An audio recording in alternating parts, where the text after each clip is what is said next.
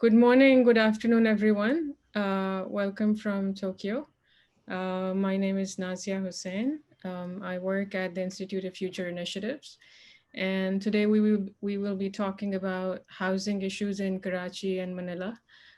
Before we proceed, I would request the director of our center, Professor Kichi Fujiwara, who is a celebrated IR scholar as well as a Southeast Asian expert, to say a few words about us, about the center. So, Professor. Now, thank you, Nazia, for offering us this opportunity to introduce our center to the participants and the keynote speakers today.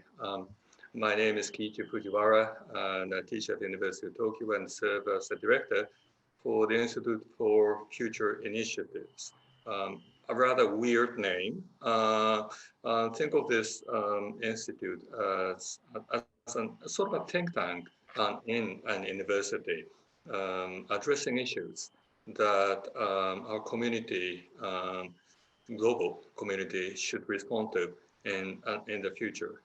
We discuss issues on sustainability, risk management, aging, and many other research divisions in our institute. Dr. Nazia Hussain is, as a member of our institute, has been working quite actively in several research projects, one being on climate change and conflict. And Dr. Hussain has started this series of research on cities in the world as related to our global future.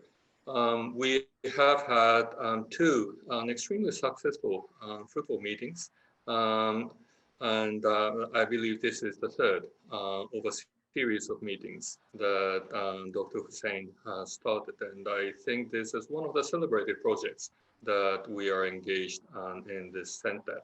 I thank you all for joining us, and I especially thank the two speakers from Karachi and Manila joining us. So back to you, Nazia. Thank you for organizing this. Thank you, Kichi. I will briefly, basically how we will go is I will briefly introduce our speakers, and then I'll set the, the backdrop of their discussion, and then our speakers will present their findings, and then we can open the session for Q&A. So we're very lucky today to hear from Dr. Noman Ahmed and Dr. Chester Arcilla. From Pakistan, Dr. Noman is an architect and urban planner by profession. He founded the Architecture and Planning Department at the NED University of Engineering and Technology, Karachi in 2000. And he's the Dean and Professor at Architecture and Management Sciences at NED University. Anyone who works on Karachi is familiar with his important research, which covers a wide range of issues, but especially so regarding housing. And this year he has been awarded the Tamghai Imtiaz, which is one of the highest civilian honors by the state of Pakistan for a lifetime of service. So my warmest congratulations to you, sir, on that. And then from the Philippines, we have Dr. Chester Arcilla, professor from the University of the Philippines, who teaches economics, development studies, and sociology. His work is equally interesting for anyone working on urban issues as it focuses on the challenges faced by and resistance of ordinary people trying to survive in difficult environments. His work focuses on the interstices of urbanization and subalternity in the Philippines, but insights can be comparable across contexts. And his current work focuses on the counter histories of incremental homemaking in slums, value chain analysis of slum economies to city making, and militant subaltern social movements and counter mobilization. So it's all a big mouthful, and I will let Dr. Arcilla explain all this work later on to you. I will briefly talk about why we're here, and I will like to share my screen first. So what we're trying to do here is understand, what are the housing conditions, what are the conditions of people living in cities in the global south. And we take two case studies in Karachi and Manila. But let me first talk a little bit about, can people see this panel on the side, or is that just me? People can see the whole screen? Yeah, I can. You can, okay. So global population will reach 8.5 billion by 2030, with 60% almost living in cities. So that means 6 out of 10 people in 10 years will be living in cities. And then that of all these people, an estimated 3 billion people more will need new housing. Already people live, at least, a large number of people still live in inadequate housing. And you can see this. This could be the face of any community in, any slum, any informal settlement in any part of the world. But now what would be interesting for you to know, which at least was for me, was that global real estate represents, 217 trillion US dollars. So that's a big chunk of the value of global assets. And of that, residential real estate comprises 75%. So now these are big numbers to think about, and that puts in perspective what we mean when we say housing in cities.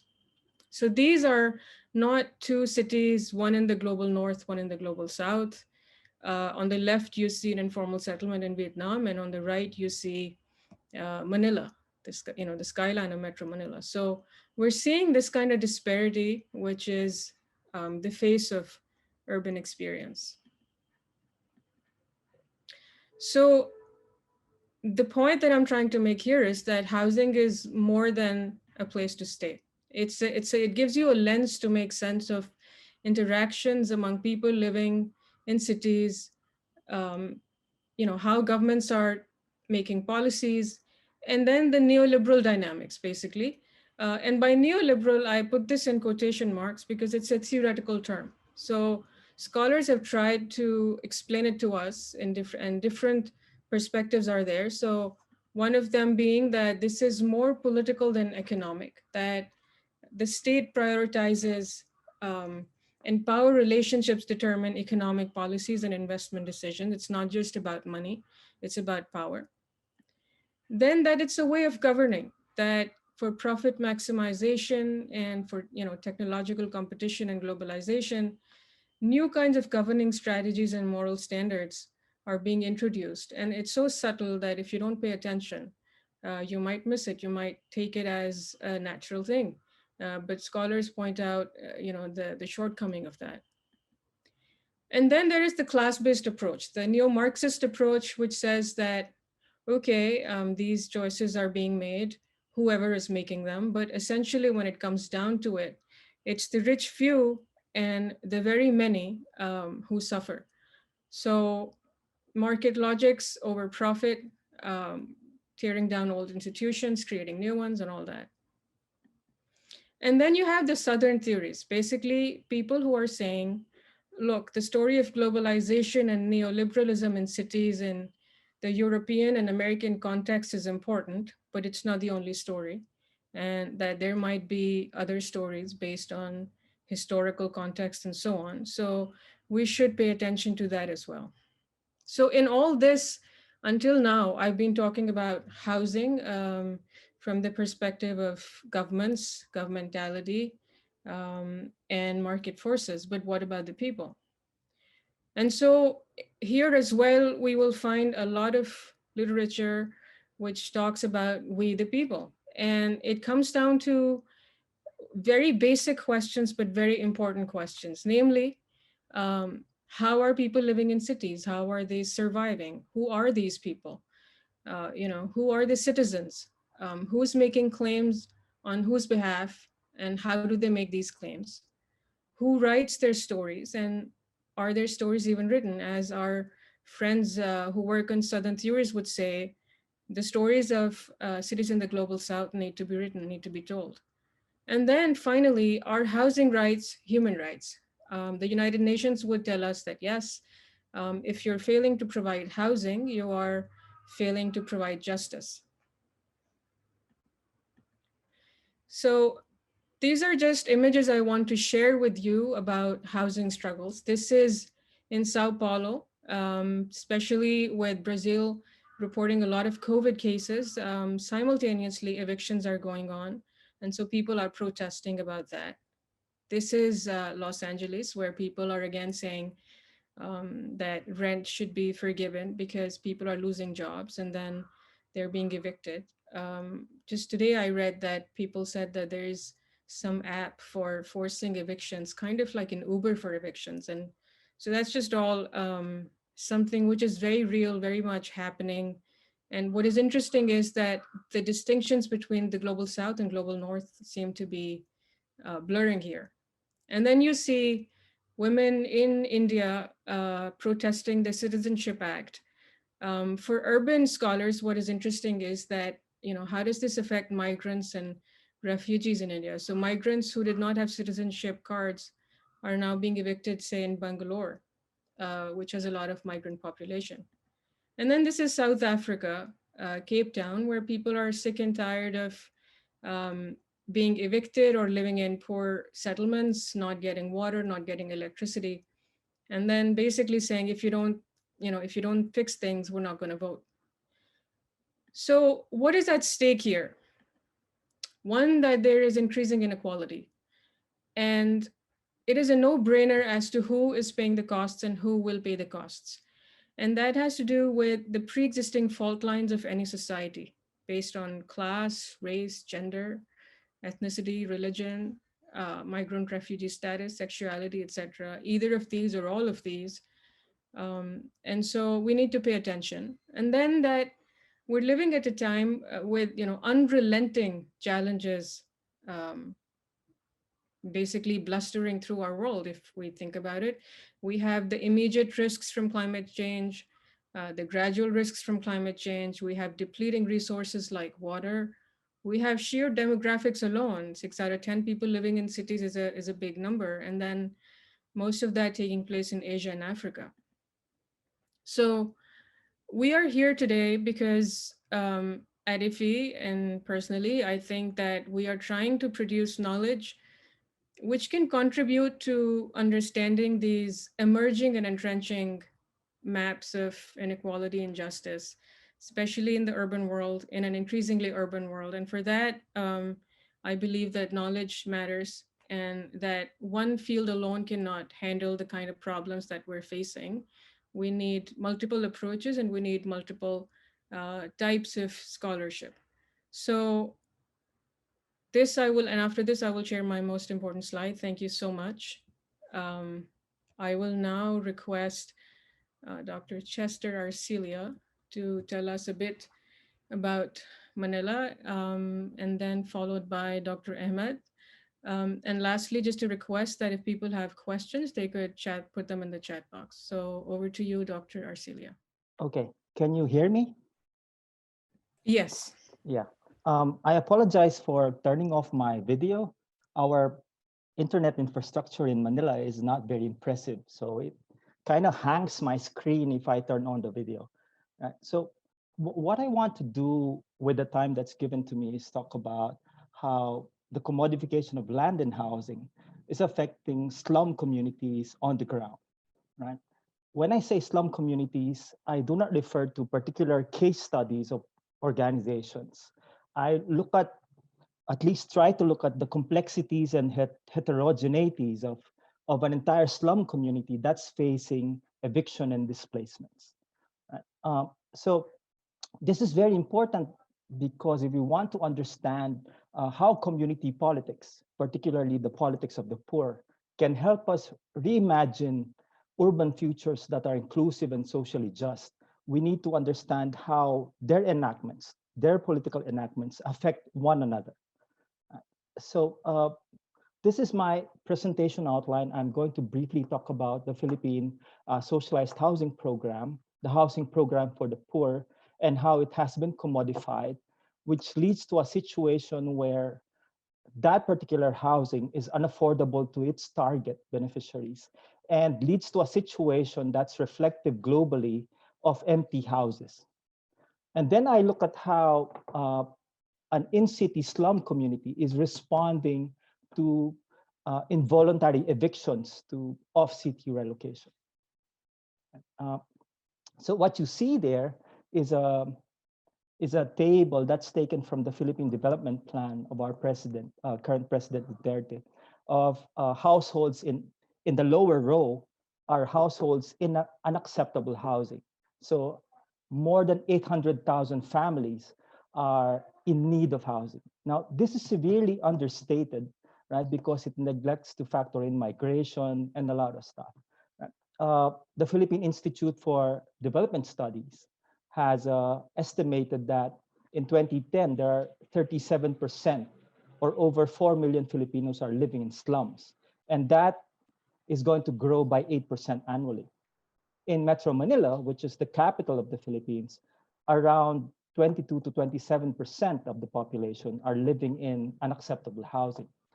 Now, that's not so unexpected because relative to countries in Southeast Asia, the Philippines has the lowest housing budgetary allocation, right? And this has been happening for decades.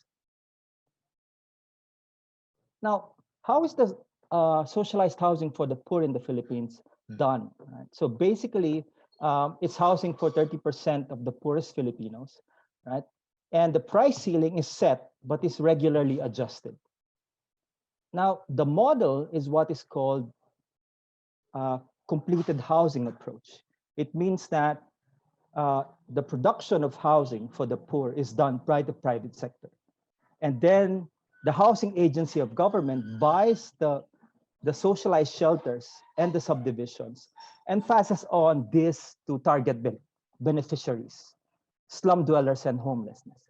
But the sale of the units include the cost of land, site development, and the cost of construction of the housing unit.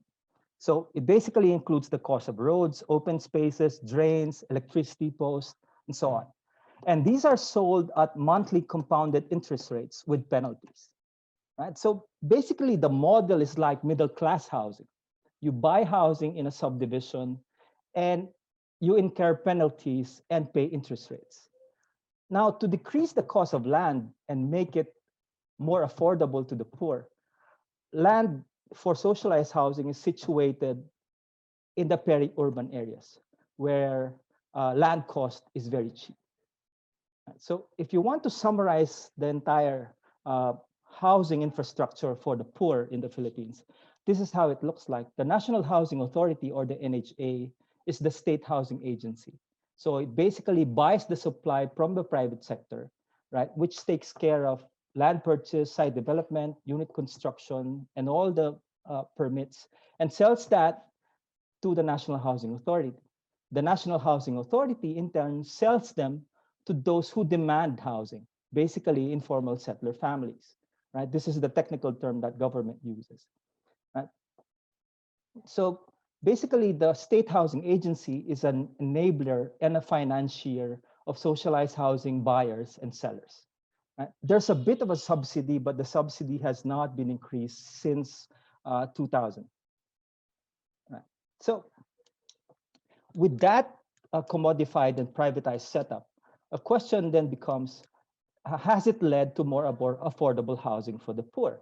And what I did in one of my research is look at the prices of socialized housing ceilings from 2000 to 2018, right? So I looked at the data, and these are in Philippine pesos, right? So it's 180,000 pesos in year 2000, and has been increased to around 480,000, depending on the size, in 2018.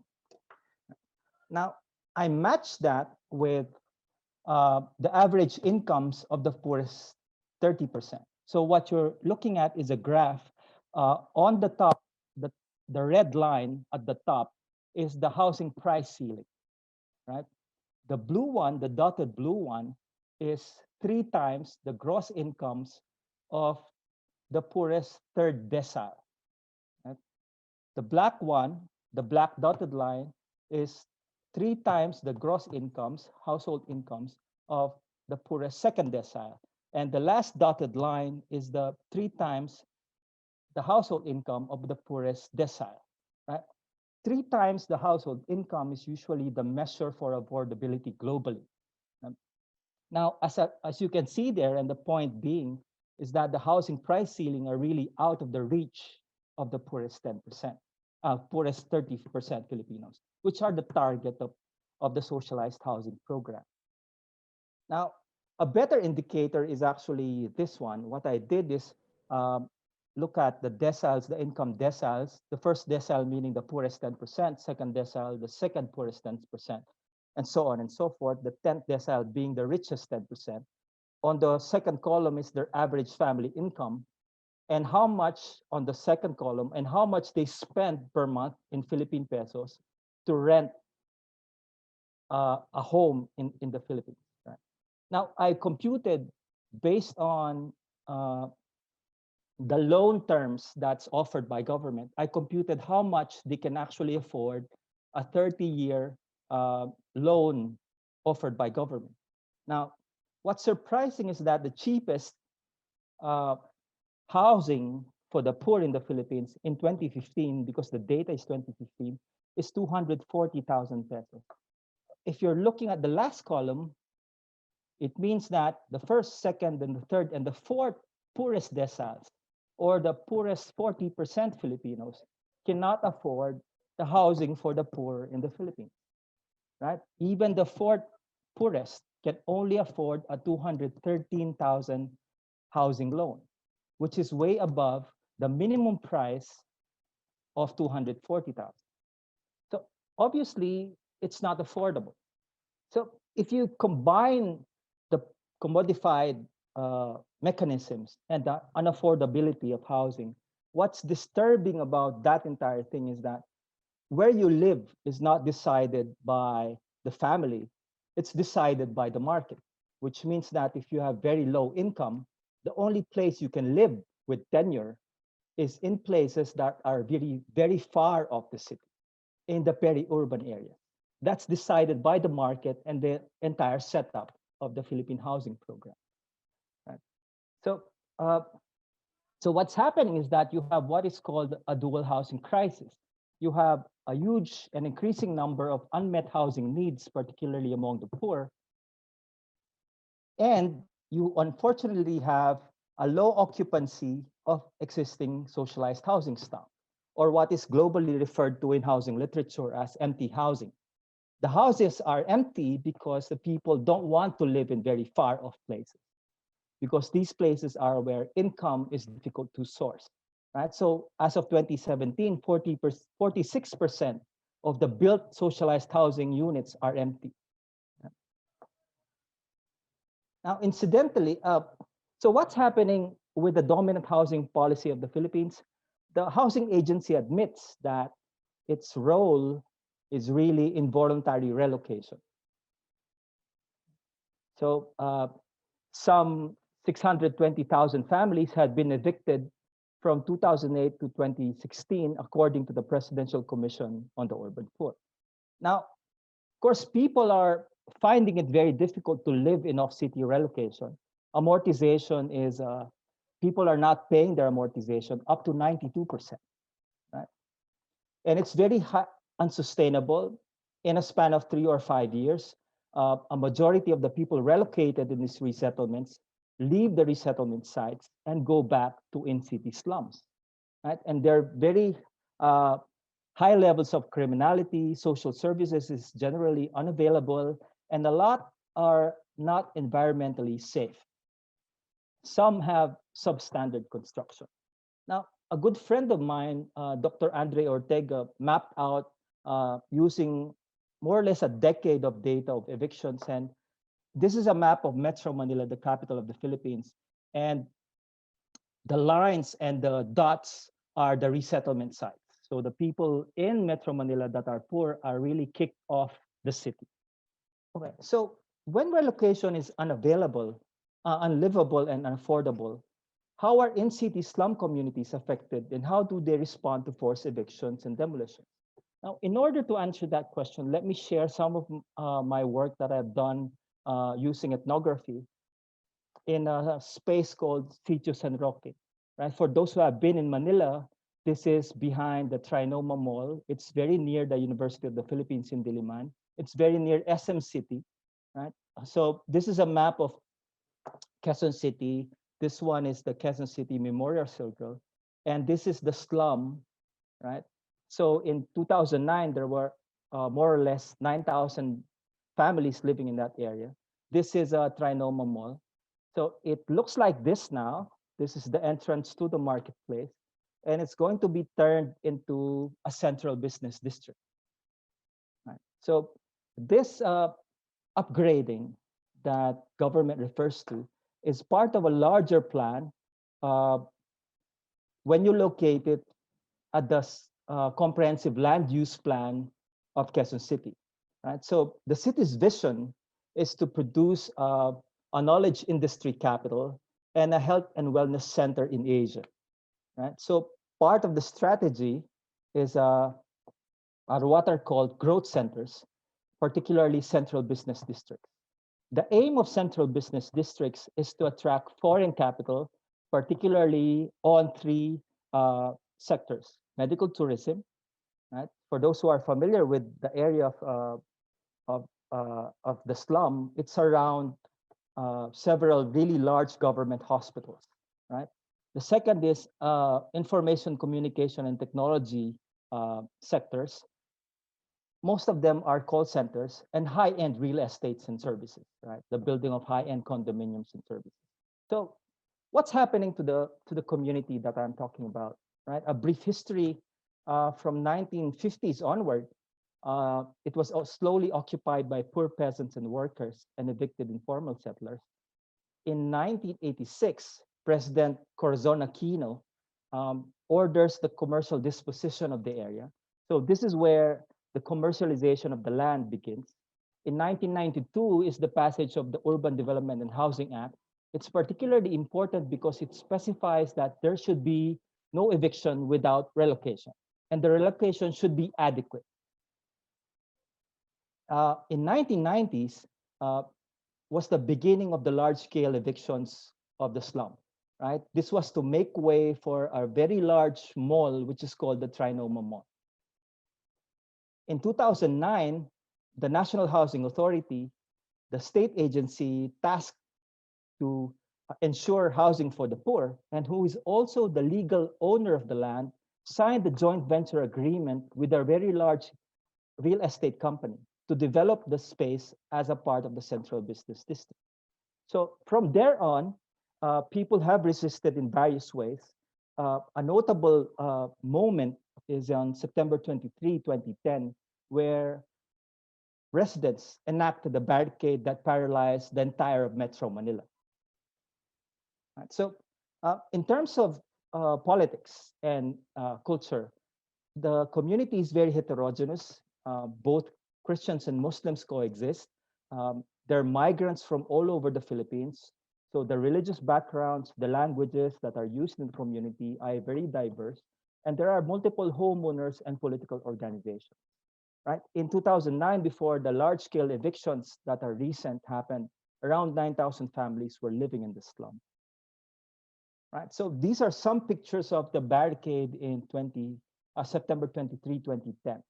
Right? So if you're familiar with the Philippine capital, the picture on the right side is the main highway, EDSA, right? And the people of San Roque went out to defend their homes. So both the slum residents and the state threw rocks at each other, right? But they were able to paralyze EDSA. The paralysis of Metro Manila, the traffic reached up to the international airport. Right? So the people won. Now, this is significant because despite the heterogeneity and the complexity of the slum, the people united to defend their homes. Now, what is the response of the government to the barricade? It opened up state negotiations. But the state negotiations were based on what is referred to as in literature as differential citizenship. It will only talk to people that viewed arts productive, people who respected property rights and the rule of law, and therefore made eviction imperative, right? But it offered somehow better than off-city relocation. At the same time, it continued its off-city relocation for the residents of the slum. Now, what were the responses of the community on the ground? Note that this was a very politically heterogeneous group. One, some groups advance what are called people's plans. People's plan is a concept where the affected residents become part of the planning for their relocation or slum upgrading. Right? A lot of this work has been tackled by Professor Koki Seki. Right? So the people's plans were advanced because the state negotiations opened up because of the barricade.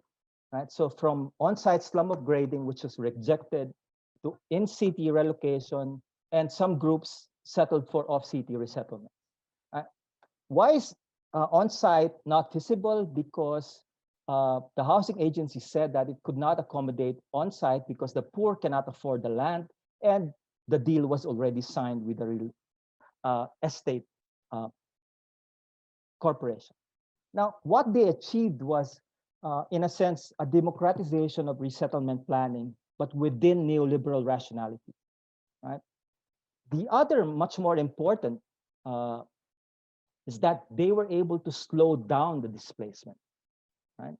So for those who have been working with the urban poor, to remain in a slum in cities is very critical to sustaining your family.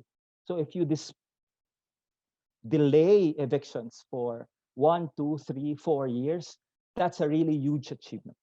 Right? But there's a downside. The downside is that because they were going to go into a system where housing was basically for sale, they needed to segregate the slum housing market into those that can pay in-city relocation, and those who cannot pay will still get relocated to off-city resettlement. Now, in their search for in-city housing, they were constrained by the availability and the high market values of in-city land. Right? So this was one approach, the people's plan. Right? A couple of the groups have moved out. One group has been able to develop an in-city resettlement, which was more or less one of the best that I've seen. The other group, which is much more radical, engaged in the politics of confrontation. They relied on class politics, right? This, Professor Nazia has introduced this. They relied on protests and barricades and class politics, right? So they demanded on-site upgrading for all residents, regardless of their capacity to pay, right? So they enacted barricades from 2010, 2013, 2014, but it has relatively weakened to the present time. The weakening forced them to adopt what is called a community development plan. They're trying to devise a people's plan, but that is outside neoliberal rationality. Right? So they want full subsidy for the poorest of the poor and socialized payments depending on capacity to pay and on-site. Now, for a lot of the residents in the slum, they remained unorganized, and they resisted, if you will, using what Bayat would refer to as quiet encroachment. Right? So they encroached the slum. Right? So many of them remained unorganized, but when they did not have a choice except to be relocated, they accepted the relocation, but they then resold or pawned their off-city resettlements and used the same amount, the same money to go back to the slum. So in a sense, what government has sold to them, they use it as capital to borrow back into the city. The picture that you see there is one of the mechanisms of borrowing back to the slum. The father, the traditional breadwinner, goes back to the slum and sleeps on a pedicab. So this is his home. He lives there, His clothes is on below somewhere there, and he collects his income per week and gives them back to his family, which is now located in a resettlement site. Right? Eventually, they find a way to go back to the slum. I know some people who have lived in pedicabs, entire families living in pedicabs for 3 or 4 years, right? Until they can save enough money to rent a shanty in the slum, right? A lot of this is very pragmatic politics. Let me go to some of the insights quickly of the ethnographic work that I've been doing, right? So one, we need to take cognizance that the politics of confrontation, class politics, protests, barricades, they co-constitute the politics of engagement, right? In this example, state engagement opened up because of the barricade, right? But on the other hand, state negotiations may also weaken radical politics. Right? So many organizations who began talking to government would later on accept increasing financial assistance, which is a product of their negotiations. So as financial assistance increased, many volunteered to demolish their homes, right? And many organizations who began talking to government abandoned protests and barricades as strategies. They recognize these as important, but they know that at the scale of their resistance, they could not successfully secure shelter for their families using only this strategy. The second major note is that state negotiations within neoliberal urbanization delegitimizes collective radical projects and compels the localization of subaltern politics.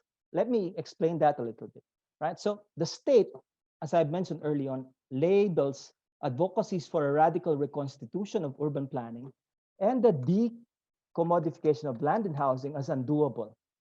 And therefore, it automatically labels those who are mouthing for these kinds of advocacies as only loud and offering no workable alternatives. Right? So the state refuses to legitimize radical projects. Right? So it only talks to citizens that it considers productive and rule-abiding. And the struggle needs to be constrained as a struggle for shelter in comparison to a much more bigger, broader collective project of the right to the city, right? Which means that it's not just shelter that we need to be talking about. We need to talk about livelihood. We need to talk about access to social services. We need to talk about education, nutrition, safety, women's rights, and so on, right? So a lot of this on the ground are manifesting as exclusions and criminalization of militants. I remember a couple of years when I was doing my fieldwork, a group of Japanese professors visited the slum. And while we were talking, some private security guards kept passing by, and what do you call this? A drone was flown on top of us for several minutes. They were monitoring our conversation. The last one is that when neoliberalization enters the slum, it downscales not just the marketization of housing and land to the community, it also downscales the exclusions and dispossessions into the slum community. Right? So when organizations negotiate with the state, their primary intention is urban surplus redistribution, finding some finance to build better than off-city relocation in city. And they slow down the displacement brought about by gentrification, right?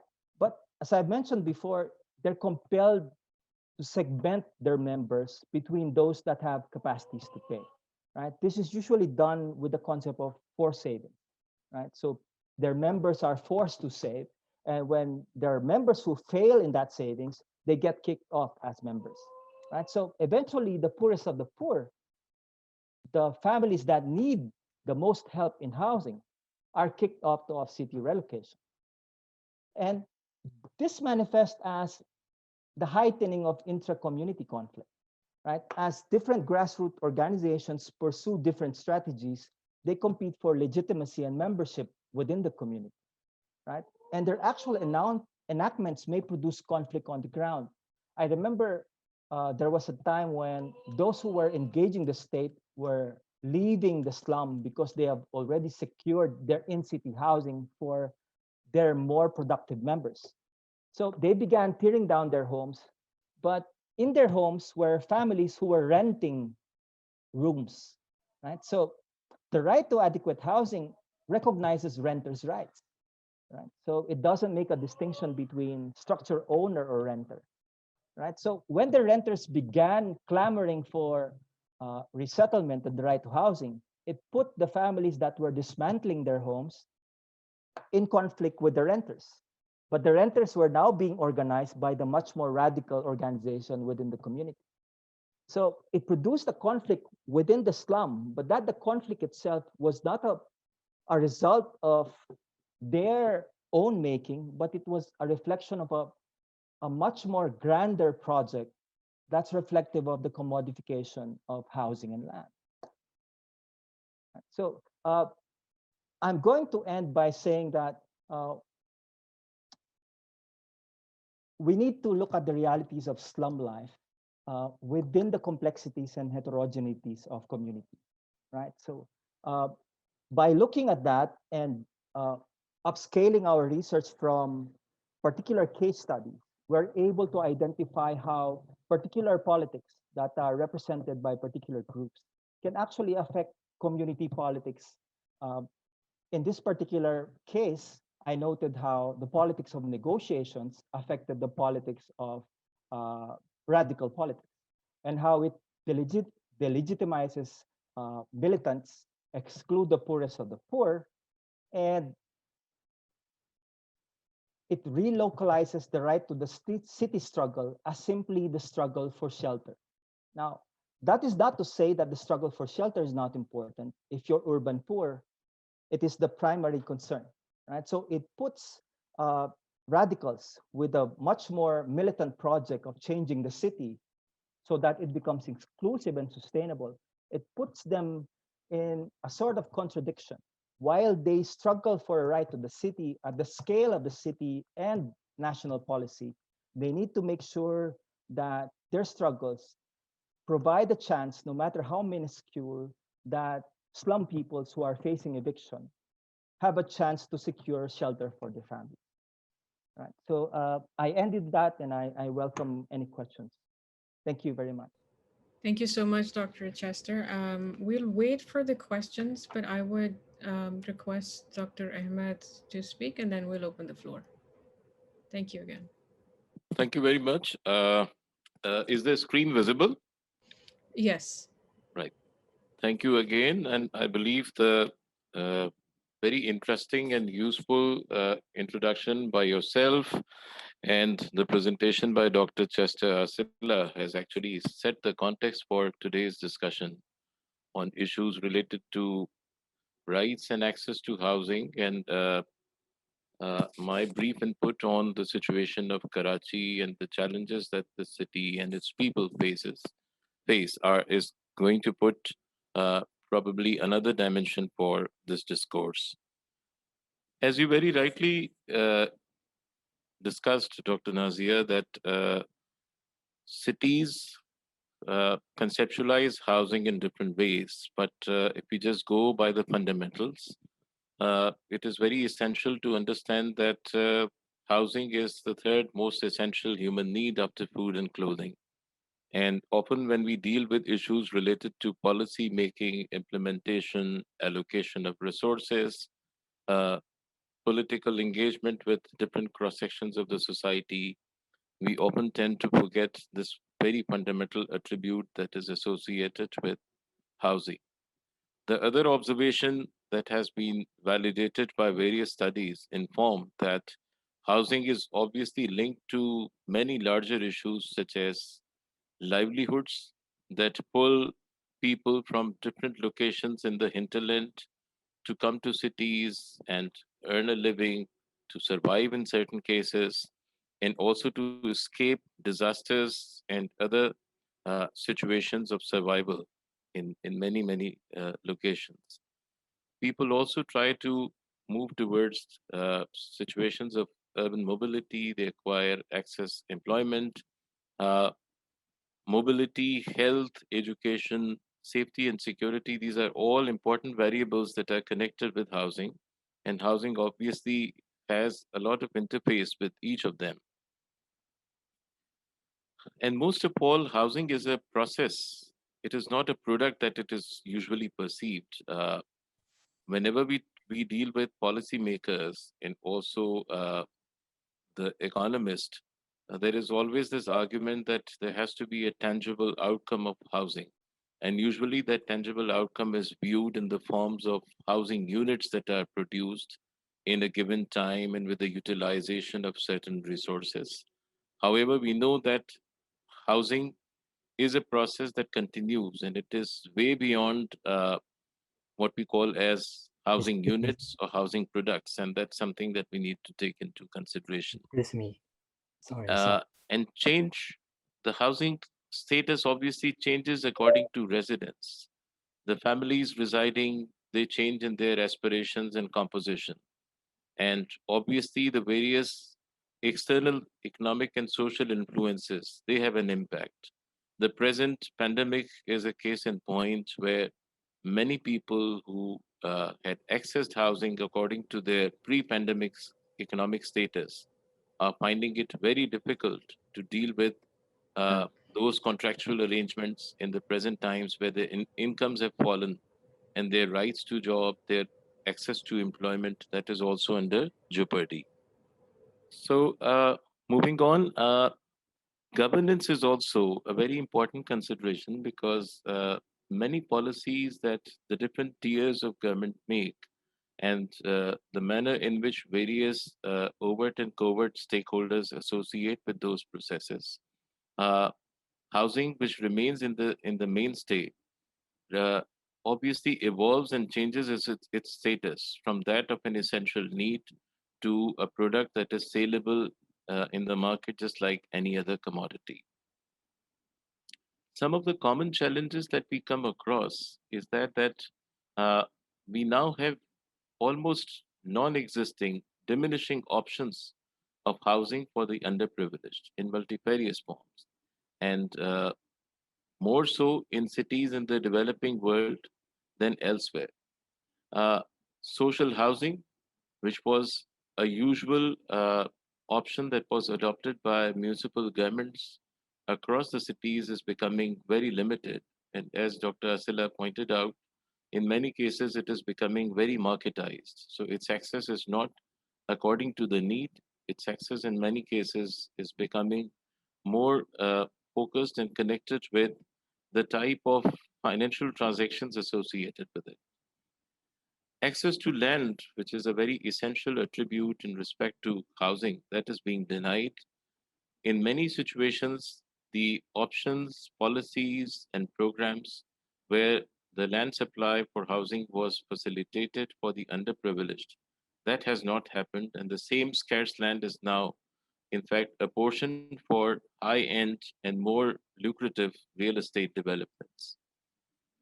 The commodification of land and housing is continuing unabated. So, what we find is that in many situations, there is more than the utilizable share of land and housing available for those who do not need it. And on the other hand, we find that there are many who intend and who desperately need access to housing, and they are denied that particular option. Karachi faces many of these and more challenges in respect to extending housing options for the multiple categories of people, but primarily the underprivileged who now form one of the dominant cross section of the society, dominant cross section of the city population. As of now, about more than half of the city's population live in these very underprivileged and underprovided settlements. The marginalized and underprivileged and new arrivals continue to be added to the city, and in many ways, they are the worst affected because for them, the choices are almost non existing.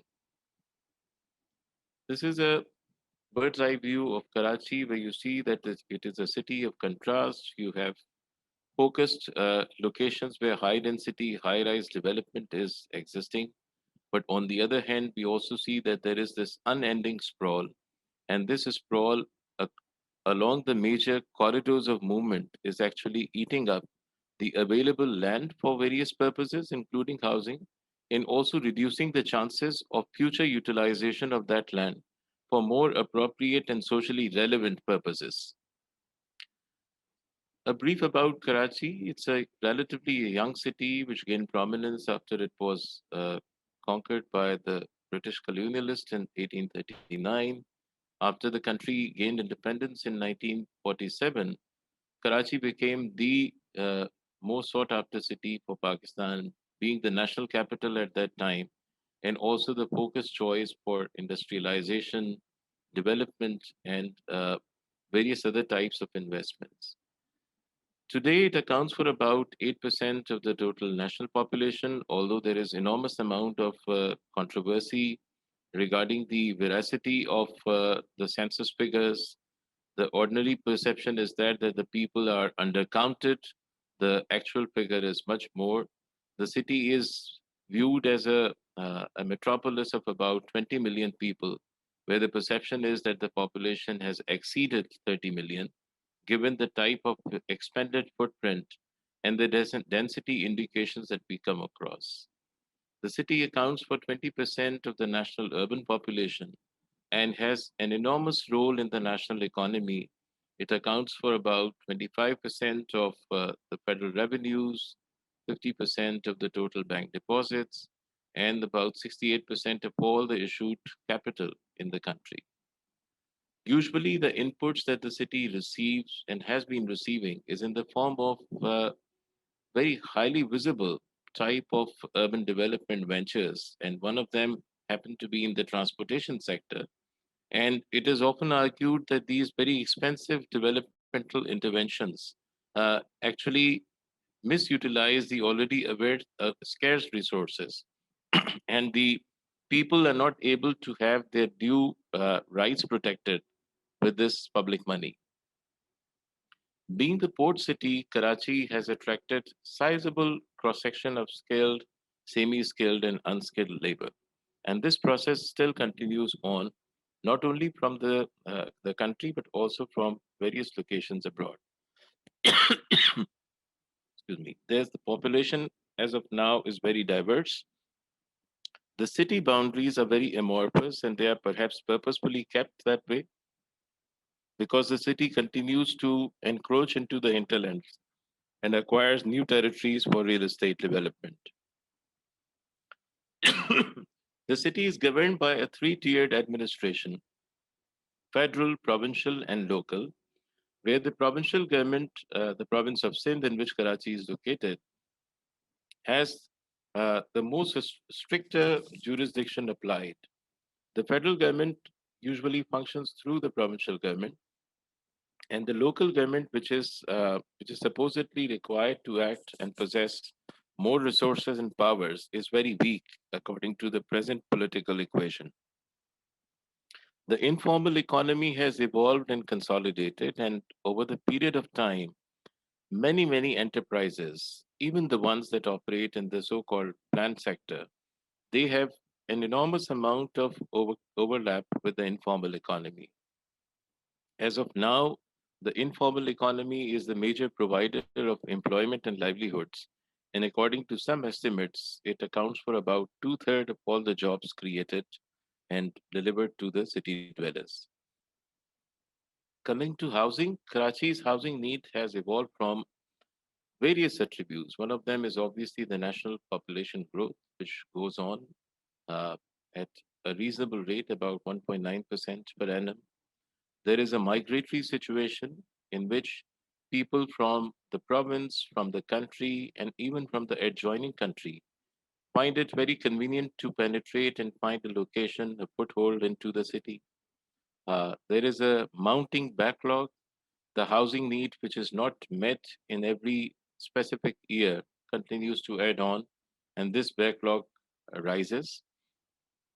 There is a need for replacement of that housing stock that has been affected either by disaster or has lost its utilitarian value. And obviously, this is something that is not able to provide the right type of service to its dwellers. Socially speaking, the joint family structure, which was very traditional in the Pakistani society, and also it existed in the cities, it is falling apart. The young people are breaking away from the joint families, and as such, due to this social change, we have a greater and enhanced need for housing. The recent statistics are not available because the detailed results of the previous census, they are still awaited, but it is safely believed that Karachi requires to the tune of about 120 to 150,000 dwelling units every year. The fundamental question that we address at this point is that how do the common people, especially the underprivileged, negotiate their right to housing in everyday interactions, and have long been associated with deregulated governance, inequality, and insecurity. How is it that the ordinary people deal with it? Let's look at some of the cross sections of the society. The affluent have multiple options. In fact, many exclusive options of land supply by both the civilian agencies, the private sector, and also the military establishment, which is very prominent in various real estate enterprises, both in Karachi as well as elsewhere in the country. The high-end realtors provide completely built and furnished accommodation, in many cases, according to the exclusive choices made by their high-paying clients. There is enough capital with this cross-section of the society to invest in extra parcels of land and units for investment, and this process continues on unabated. It is grossly estimated that about 1% of the population, which is super rich, owns and appropriate about 58% of the total residential land.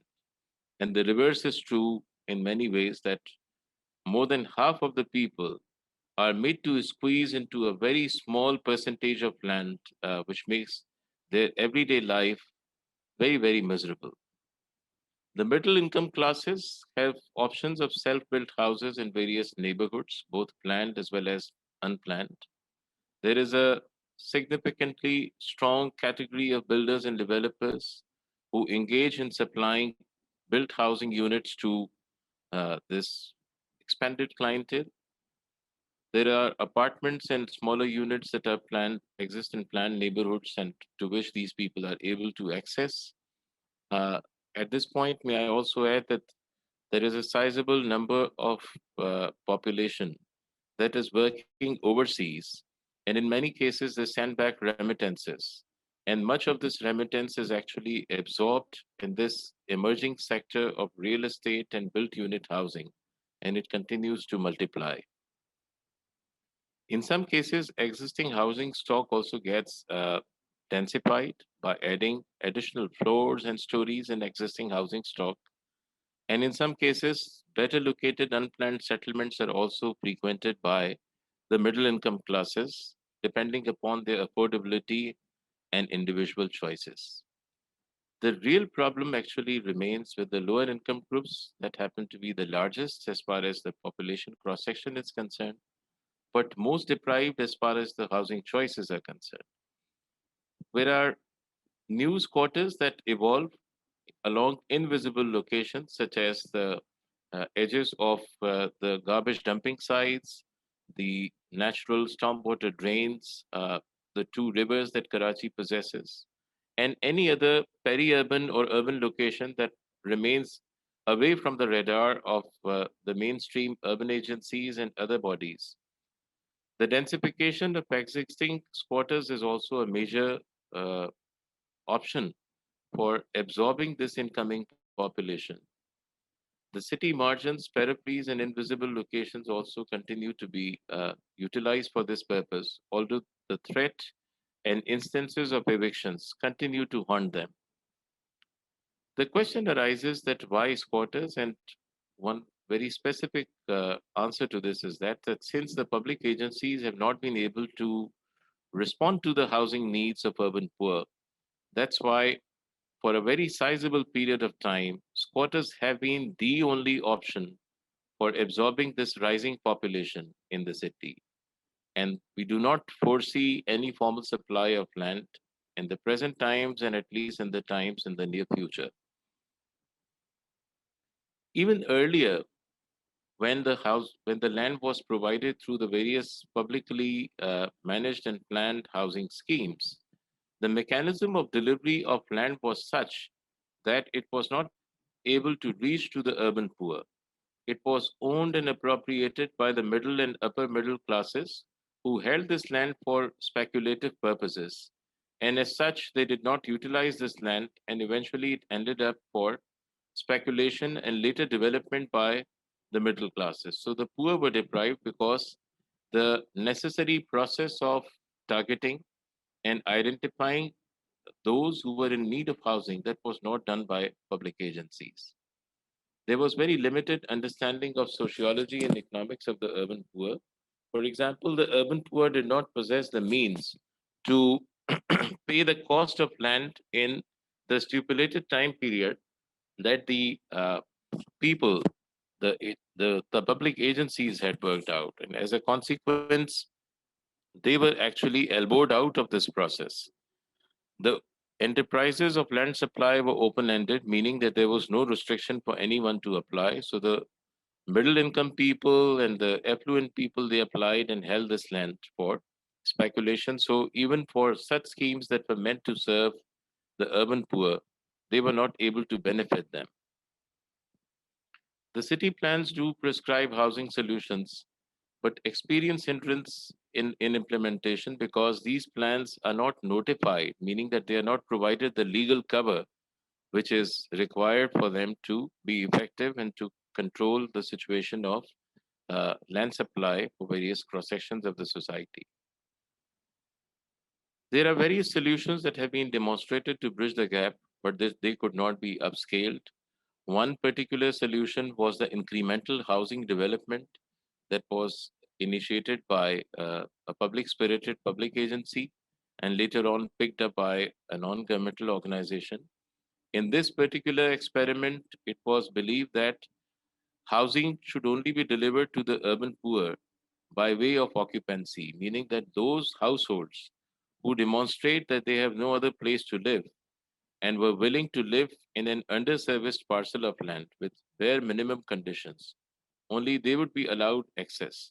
Now, this demonstration experiment turned out to be very effective. However, this experiment was not transformed into a public policy instrument, and the overall mechanics of land delivery, and hence it was not able to do the right type of good that it was meant for.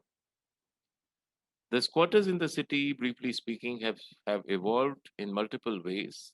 The first generation squatters involved by unorganized invasion on state land, but the state was very brutal during the formative years of the country. So many of these invasions were done away with, they were bulldozed. The organized invasion, in which the people targeted a relatively passive or non-visible piece of land, that was done, and it faced a kind of a mixed fate. In some cases, it was bulldozed. In the others, it was able to survive. The third phase of squatter settlement development was in the form of illegal subdivision of peripheral state land. In those days, the state was not very willing to take stock of its land assets. That's why these illegal subdivisions were able to survive, and many of them have now evolved into very large-scale settlements.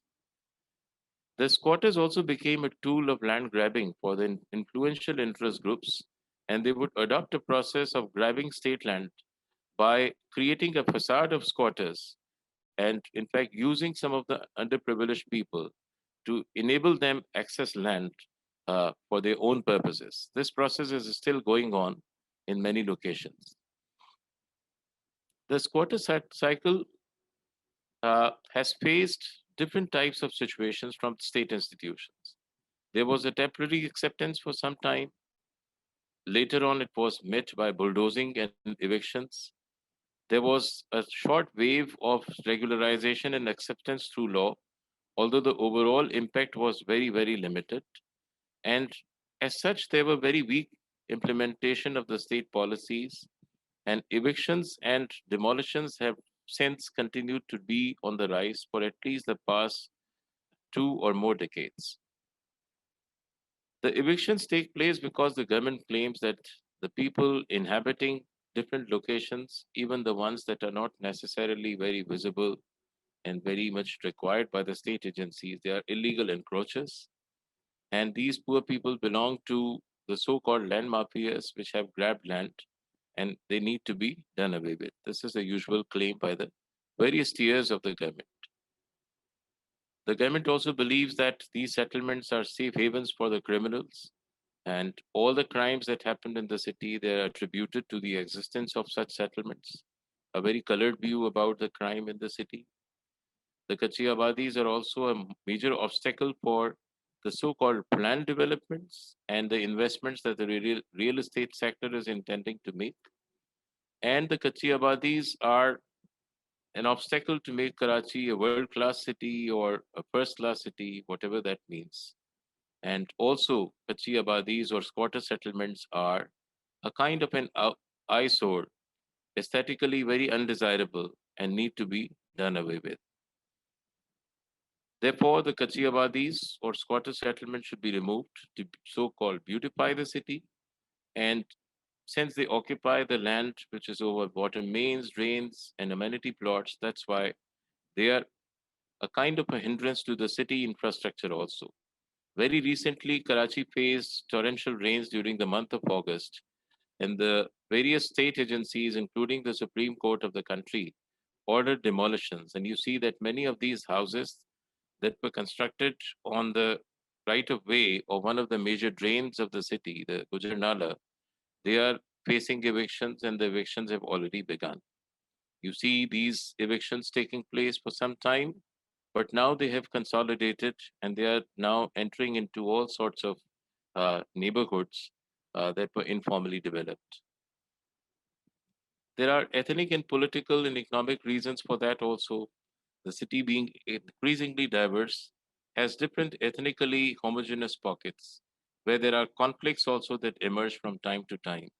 However, one thing which is very commonly observed is that bulk of the masses who reside in these settlements, they comprise laborers, petty contractors, entrepreneurs, vendors and hawkers, and even white collar workers and school teachers, etc. Social amenities like schools, clinics, welfare services are not provided by the state. They are self-developed and self-managed in many cases. They try to maintain a social order and peace unless they are provoked and anything unforeseeable evolves. Violence and crimes do emerge, but it is more because that the state agencies are not interested to take them into the mainstream. The challenges and opportunities that we find existing include access to land, housing, infrastructure, and unfortunately, the options for all of these very essential attributes, it is shrinking. The evictions are on the rise, and we foresee that in the times to come, there will be more evictions with the poor being pushed further away towards the completely faraway territories of the city.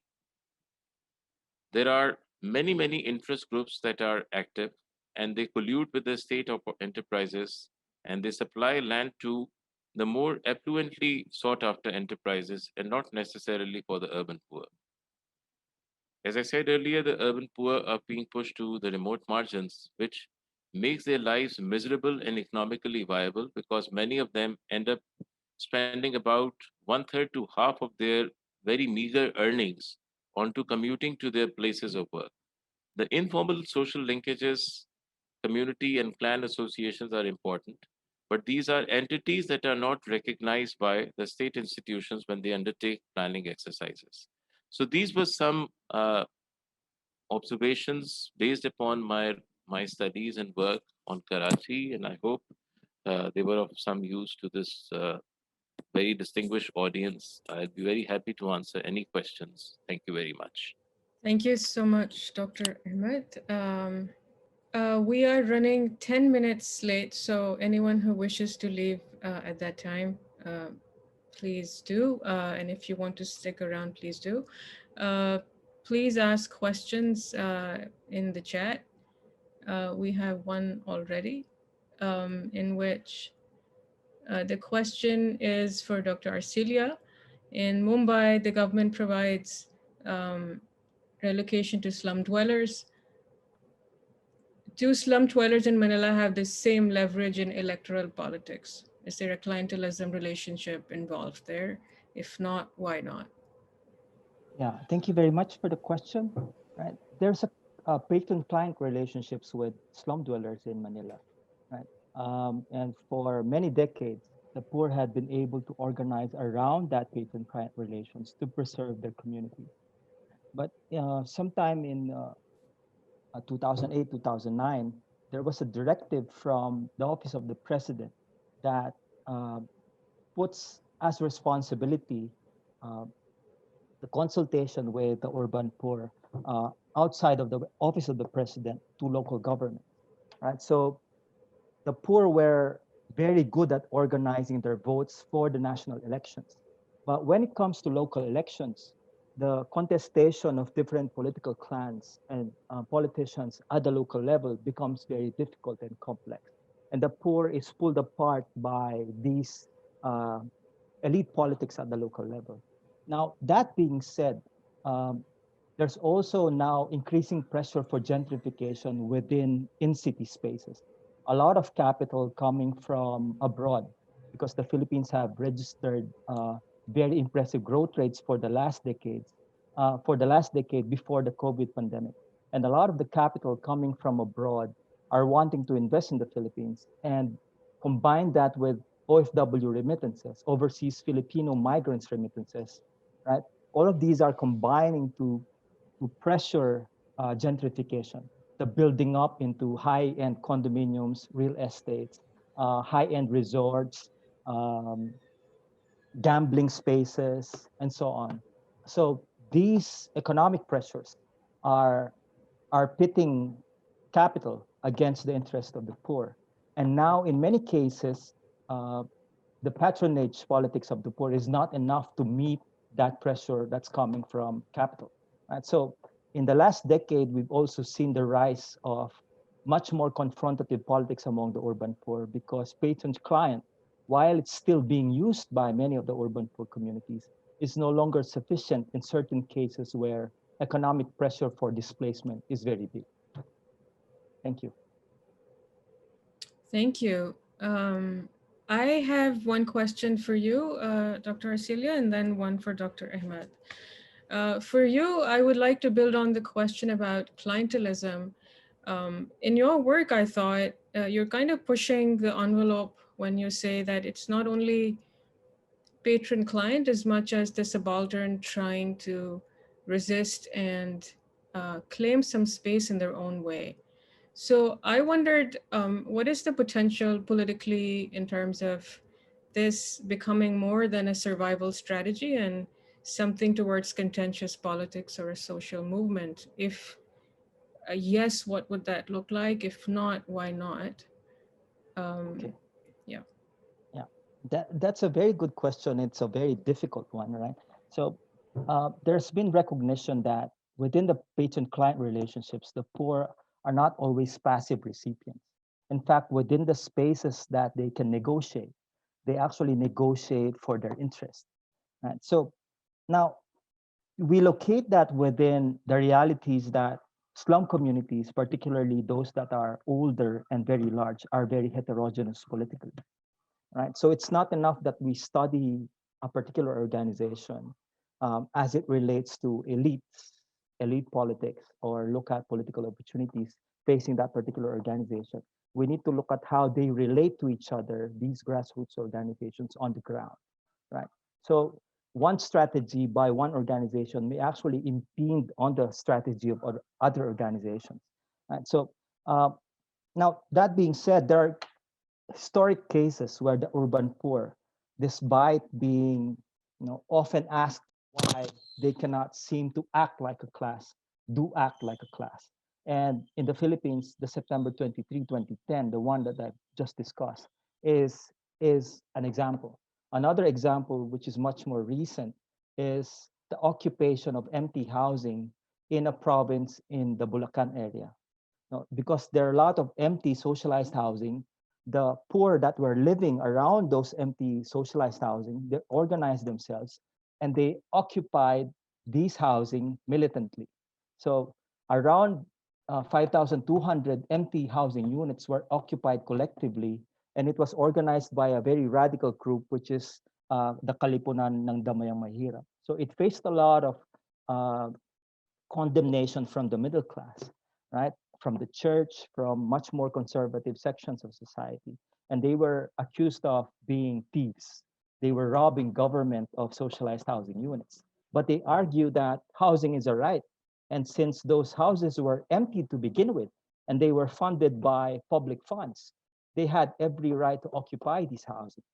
So in terms of looking at the potential of class politics from the perspective of the urban poor, right? We need to deconstruct the ideal notion that often comes from a Marxist tradition that class politics is an ideal, right?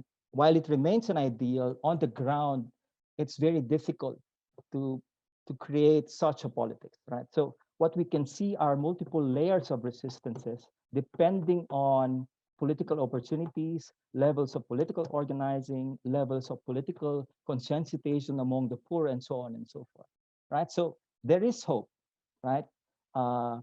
With allying with the urban poor, but the urban poor alone cannot struggle for a right to the city that's inclusive, right? So the urban poor needs allies, right? From professionals, workers, peasants even, environmentalists, and so on and so forth. So we need to scale up the political organizing so that in the sense that Henry Lefebvre would talk about the right to the city, we need to talk about these things, right? And there's certainly a political potential of allying with the poor. And the poor have historically proven that they can achieve a sense of collective within certain conditions. Thank you. Thank you so much. We have questions for both the speakers, but I'll just first address yours. One question is, what are the alternatives provided by the government towards precluding the subalterns from returning to the slum?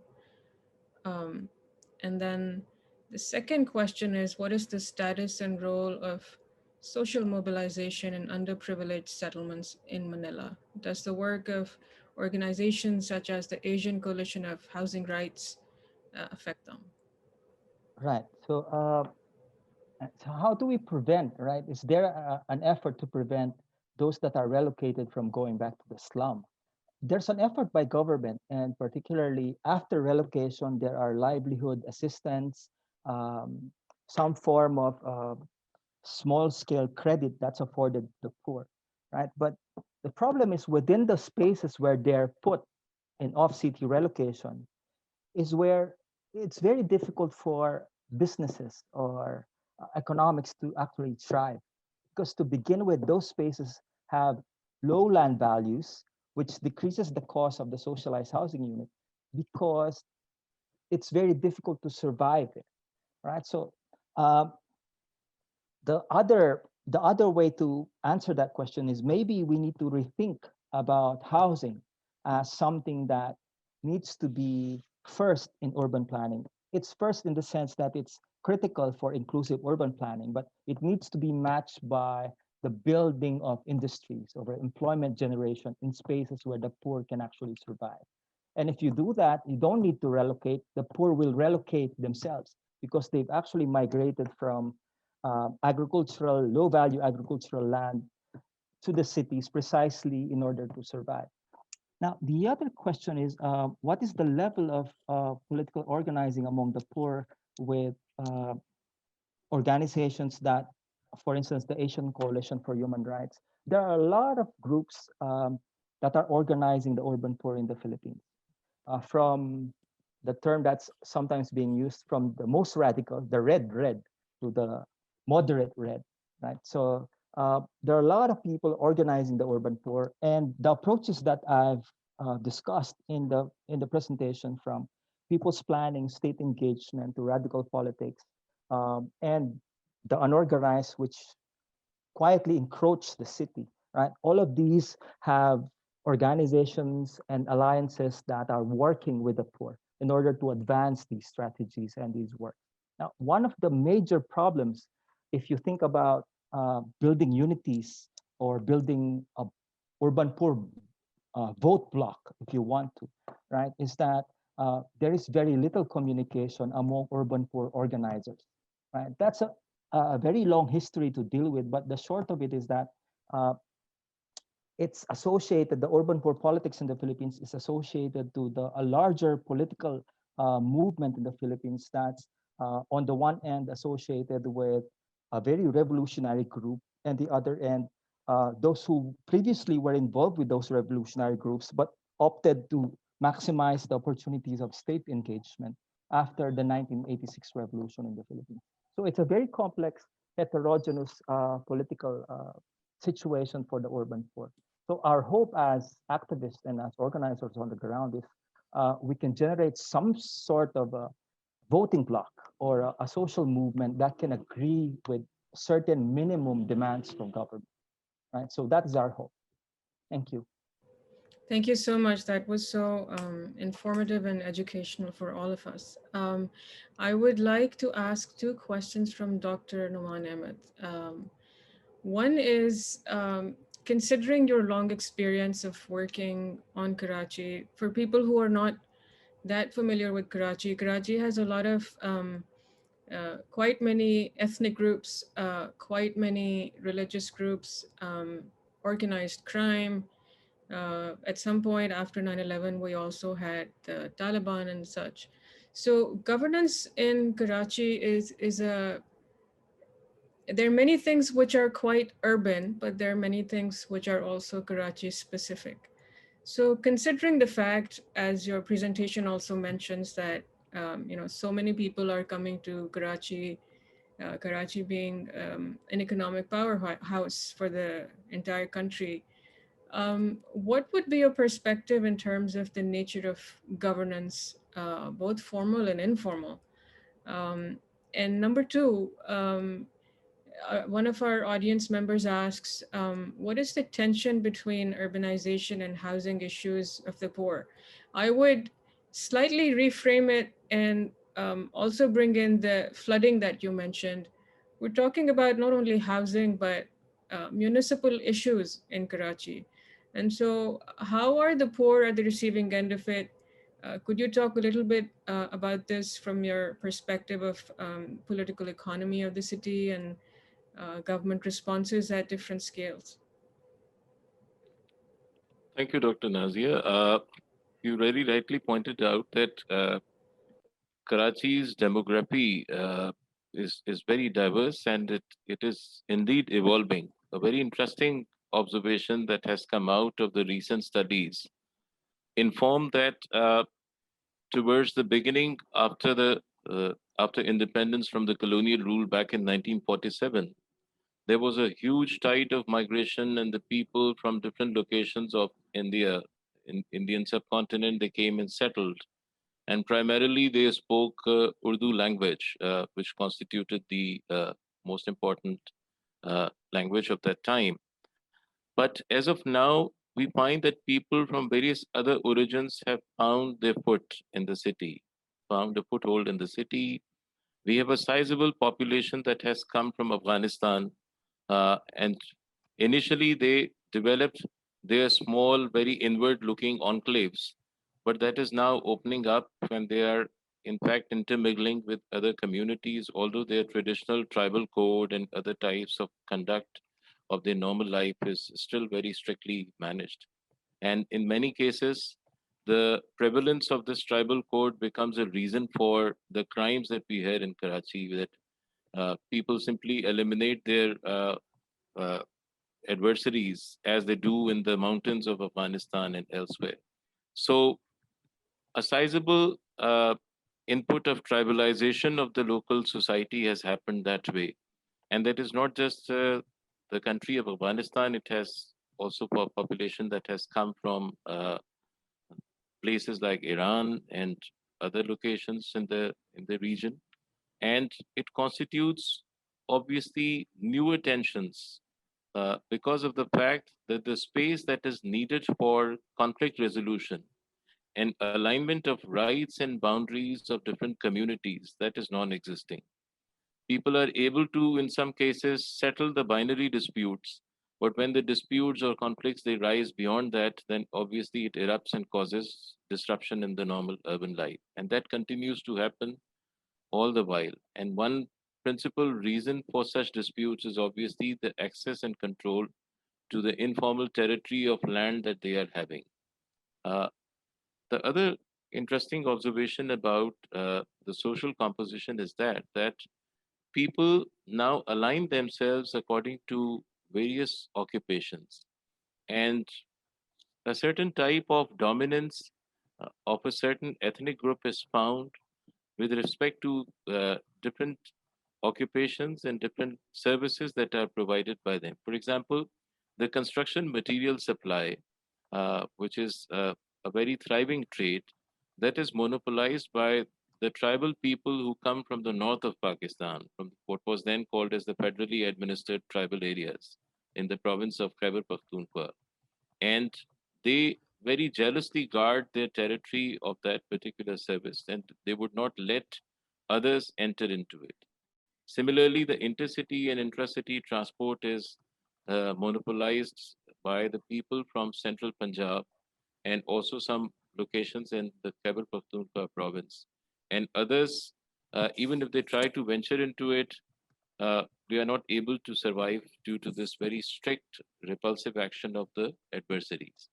So all of these very interesting tendencies evolve. But sometimes the possibility of these tendencies becoming a strength for the respective communities, that is not attained because the type of support they require from the policy end and also the mainstreaming of this social composition into the overall dynamics of the city politics, that is not found. When the municipal elections are held, there are people who are supported by mainstream parties who win, who in many ways do not represent the aspirations and the desires of the common people who inhabit in many of these locations.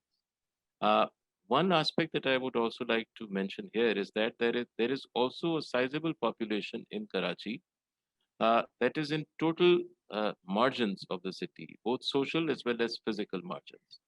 And they are the people who are not still assigned citizenship rights.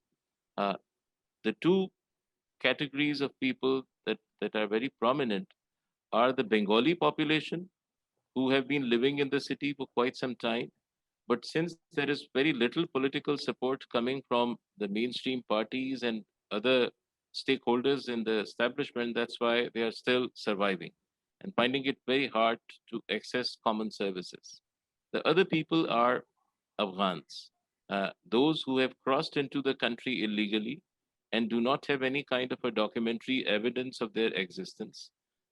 They are having the worst in the city. The occupation that they are usually associated with include scavenging uh, and selling out all of that they collect to the recycling market. And when it comes to accessing health and education services, they are at a huge disadvantage because the national identity card, as it is called, they do not possess it, and any service that is formally accessible is subservient to possessing that registration. So they are actually pushed to the margins, although their population in terms of numbers and visibility is rising. The second question that was asked was about urbanization and the tensions between urbanization and housing for the urban poor. This is very interesting because the state policies promote urbanization even without stating it. The facilitation that is provided to real estate sector, the various types of commercial enterprises, and other similar ventures. This is all an indication that the state is in favor of urbanization, but the type of prerequisite for that urbanization, meaning the service providers in the form of urban poor, they are not mainstreamed into those policies. And hence, it is believed that they would find a way for themselves without facilitating any type of input, be it housing, be it infrastructure, be it any other social service that is necessary for them to survive in the city. So this was my brief comment on it. Thank you so much. I think this would be our last question, and it's an appropriate question to both of you, which is that we've talked about the urban poor in Karachi and Manila, and prior to that, we were talking about the urban poor all over the world. The question is that they're not recognized as bona fide city dwellers by local governments. So what is your remedy? Whoever would like to go first. It's a difficult question, but a simple question.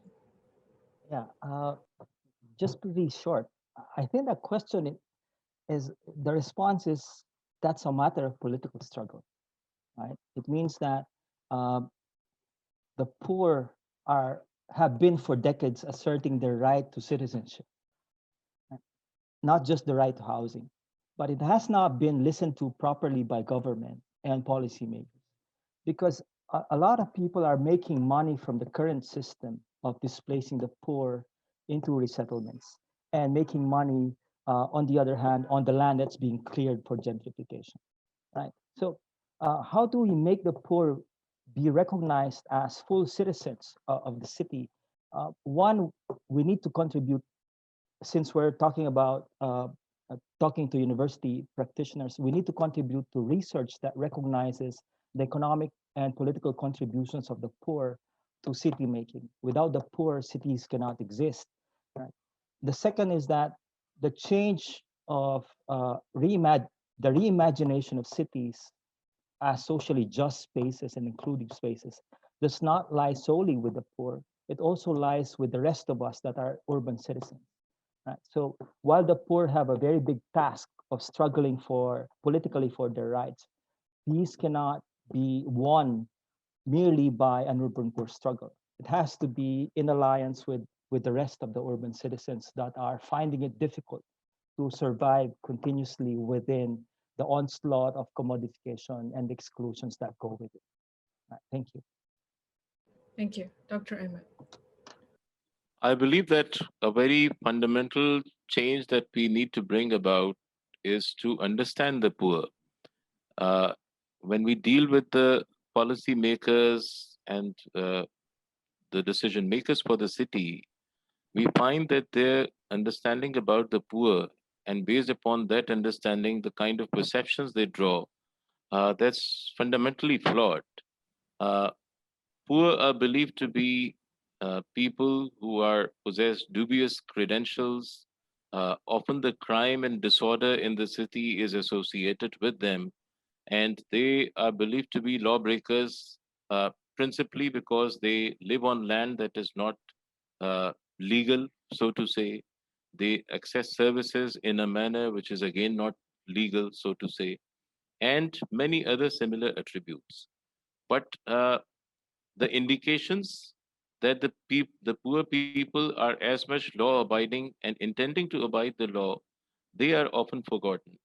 For example, the people who live and work in the informal sector end up paying much more than the people who reside and access the planned sector. And this particular observation is not often ignored.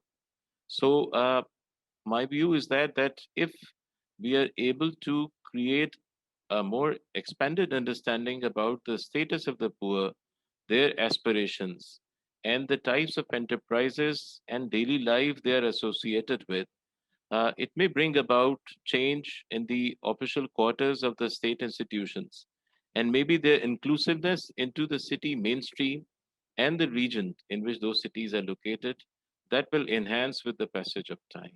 Thank you. Thank you all so much for sharing your time with us. I especially thank Dr. Ahmed, who joined us from Karachi, and Dr. Arcilla, who joined us from Manila.